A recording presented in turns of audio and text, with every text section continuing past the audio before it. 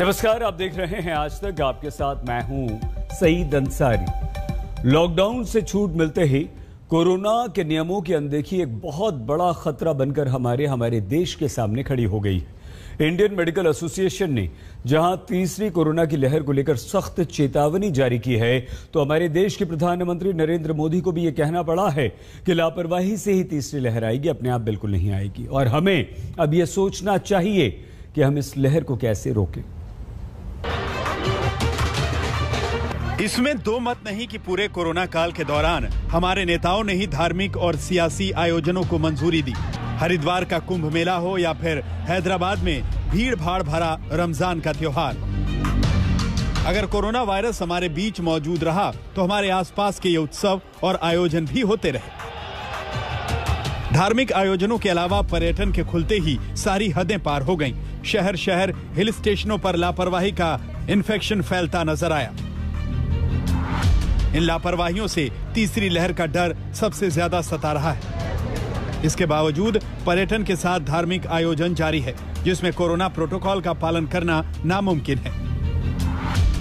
ऐसे में Indian medical association ने चेतावनी दी है कि किसी भी हिल स्टेशनों पर भीड़ भाड़ वाली सैर और धार्मिक आयोजन को इजाजत देना देश के लिए बेहद खतरनाक साबित हो सकता है। But what we see, there is the people are little complacent now. They are getting relaxed. They are definitely they are got bored with the long period of these lockdowns. So they have started coming out. So it is our duty at this moment to caution them. IMA ने सरकार को सावधान करते हुए अपनी चिट्ठी में लिखा है कि ऐसे समय में जब हर किसी को तीसरी लहर को रोकने के लिए काम करना चाहिए, तब देश के कई हिस्सों में सरकारें और लोग लापरवाह हो रहे हैं। कोविड के नियमों का पालन किए बगैर भीड़ भाड़ में शामिल हैं। पर्यटन, तीर्थाटन, धार्मिक उत्सव सब जरूरी हैं, लेकिन उनके लिए हम कुछ महीनों का इंतजार कर सकते हैं। IMA की चिंता पूरे वैक्सीनेशन के बिना तीसरी लहर के पहले इकट्ठा हो रही भीड़ को लेकर है। उसने पर्यटन स्थलों को खोले जाने की दिखाई गई जल्दबाजी पर भी ऐतराज किया।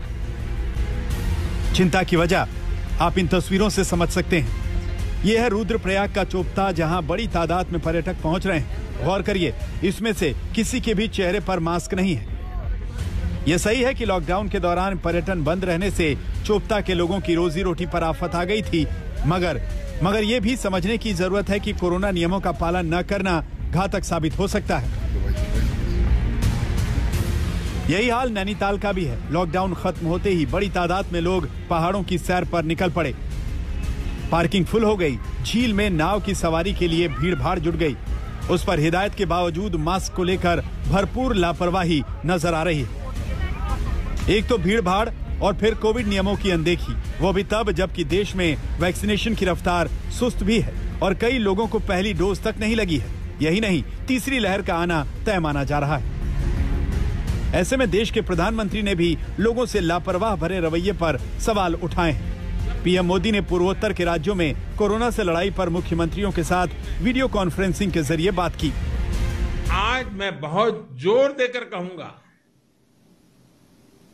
कि हिल स्टेशन में, मार्केट्स में बिना मास्क पहने, बिना प्रोटोकॉल का अमल किए बिना भारी भीड़ का उमड़ना, मैं समझता हूं एक चिंता का विषय है, ठीक नहीं है। कई बार हम ये तर्क सुनते हैं और कुछ लोग तो बड़ा सीना तान करके बोलते हैं, अरे भाई तीसरी लहर आने से पहले हम एंजॉय करना चाहते हैं। ये बात लोगों को समझाना जरूरी है कि तीसरी लहर अपने आप नहीं आएगी।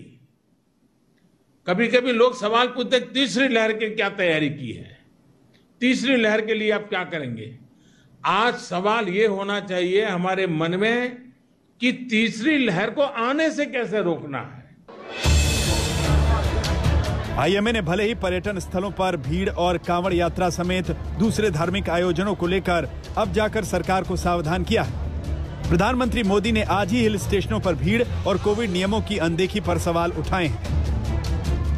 ऐसे में अब ये देखना है कि तमाम राज्य कांवड़ यात्रा को लेकर क्या फैसले लेते हैं। वहीं इस बात से भी इनकार नहीं किया जा सकता कि जब तक सभी सुरक्षित नहीं, तब तक कोई भी इस वायरस से सुरक्षित नहीं हो सकता। दिल्ली से मिलन शर्मा के साथ आज तक ब्यूरो। कोरोना काल में कुंभ का आयोजन विवाद में घिर गया था। दूसरी लहर की शुरुआत जब हुई तब खुद प्रधानमंत्री नरेंद्र मोदी ने उसके समापन का ऐलान कर दिया था। अब कांवड़ यात्रा है और कांवड़ यात्रा को लेकर कुंभ जैसा ही असमंजस दिखाई दे रहा है। उत्तराखंड सरकार कांवड़ यात्रा के पक्ष में नहीं दिख रही है तो उत्तर प्रदेश की योगी सरकार इसे रोकने के मूड में नहीं। एक तरफ तीसरी लहर का डर और आईएमए की चेतावनी है तो दूसरी तरफ बम भोले का जयकारा लगाने वाले शिव भक्त जो कांवड़ यात्रा पर निकलने के लिए तैयार हैं।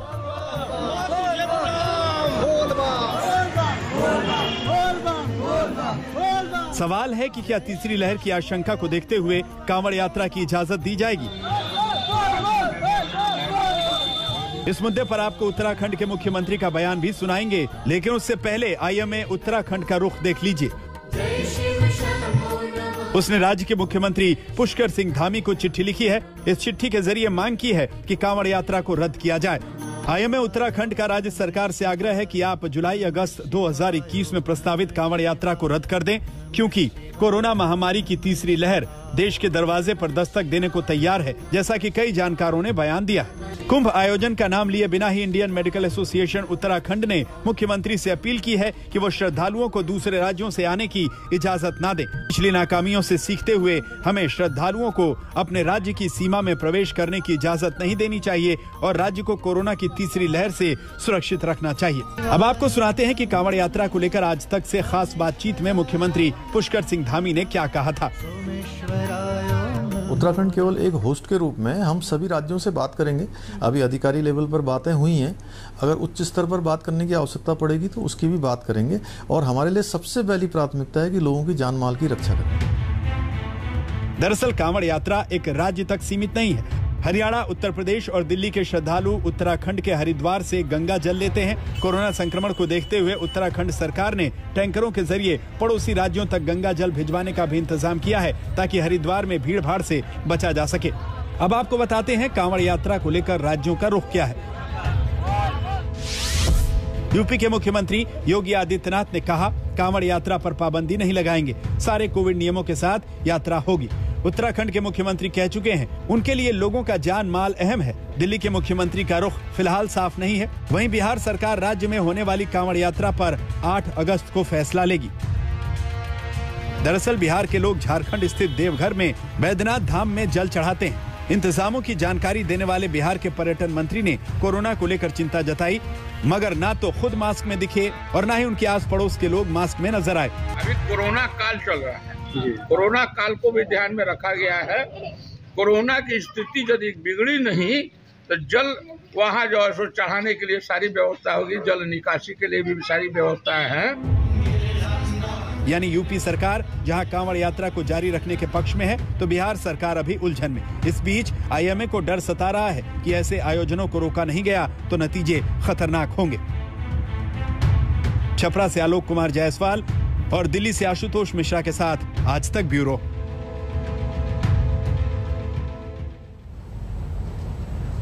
केंद्र सरकार कोरोना नियमों का पालन करने के साथ साथ समय आने पर कोरोना की वैक्सीन लगाने की अपील भी लोगों से लगातार कर रही है, लेकिन कई राज्यों में वैक्सीनेशन की जो रफ्तार है वो काफी सुस्त हो गई है। कारण है वैक्सीन की कमी और इस कारण से ही आईएमए ने कहा है कि संपूर्ण वैक्सीनेशन से पहले भीड़ भाड़ बेहद खतरनाक सिद्ध हो सकती है। क्या कोरोना टीकाकरण अभियान के रास्ते में फिर से टीके की कमी का रोड़ा आ गया है? 21 जून से नए सिरे से शुरू हुए टीकाकरण अभियान में पहले कुछ दिनों में तो रिकॉर्ड तोड़ टीकाकरण हुआ, लेकिन आंकड़े बताते हैं कि धीरे धीरे इसकी रफ्तार कम हो गई है। आंकड़ों के मुताबिक 21 जून से 27 जून के बीच जहां 61,14,000 लोगों को टीके लगाए गए थे, तो वहीं 28 जून से 4 जुलाई के बीच में इनकी संख्या घटकर 41,92,000 हो गए। 5 जुलाई से 11 जुलाई तक रोजाना औसत टीकाकरण घटकर 24,32,000 पे आ गया। आंकड़ों के मुताबिक हरियाणा, आंध्र प्रदेश, कर्नाटक, गुजरात, छत्तीसगढ़ जैसे राज्यों में रोजाना टीकाकरण की दर में गिरावट देखी जा रही है। ये संकट देश की राजधानी दिल्ली में भी देखा जा रहा है। दिल्ली में टीका केंद्र खुले तो हैं, टीका केंद्रों पर वैक्सीन की सप्लाई अब सबसे बड़ी चुनौती बन गई है, क्योंकि पिछले कुछ दिनों में अगर आप देखें तो प्रतिदिन जो डोज एडमिनिस्ट्रेट किए जा रहे हैं उनकी संख्या में कमी होने लगी है। कोवैक्सीन के लिए पहली खुराक राजधानी दिल्ली में मिलनी बंद हो गई है, सिर्फ दूसरी डोज मिल रही है। इसके अलावा कोविशील्ड की भी जो रफ्तार है वो बेहद सुस्त है। दिल्ली सरकार की तरफ से जारी वैक्सीन बुलेटिन के मुताबिक वैक्सीन की अनुपलब्धता के चलते दिल्ली सरकार ने राजधानी में कोवैक्सीन के पहले डोज पर रोक लगाई हुई है, जबकि सिर्फ दूसरे डोज के लिए ही कोवैक्सीन उपलब्ध है। टीकाकरण के मामले में रिकॉर्ड बनाने वाले मध्य प्रदेश में भी टीकाकरण की रफ्तार सुस्त हुई है। कुछ दिन पहले तक जिस वैक्सीनेशन सेंटर पर पैर रखने की जगह तक नहीं रहती थी, उसी वैक्सीनेशन सेंटर पर यह सन्नाटा मध्य प्रदेश सरकार के दावे की हवा निकाल रहा है। जिनको दूसरा डोज लगना है वैक्सीन का, सिर्फ उन्हें ही यहाँ पे वैक्सीन लगेगी। अगर तस्वीरों में आप देखें तो बहुत कम लोग यहाँ पहुँच रहे हैं और यहाँ पे दोनों तरह की व्यवस्थाएं हैं। जिन्होंने अपना एनरोलमेंट पहले करवा रखा है, रजिस्ट्रेशन करवा रखा है, उन्हें भी वैक्सीन लग रही है। जो ऑन द स्पॉट जिनका रजिस्ट्रेशन हो रहा है उन्हें भी आज यहाँ पे वैक्सीन का सेकेंड डोज दिया जा रहा है। तो ये साफ तौर पे बता रहा है कि जो वैक्सीन कम है तो सेंटर पे भी कम वैक्सीन पहुँच रही है और लोग भी परेशानी में ना पड़े, इसलिए वो फिलहाल अगर आप देखें तो वैक्सीनेशन सेंटर से दूर हैं। एक तरफ कई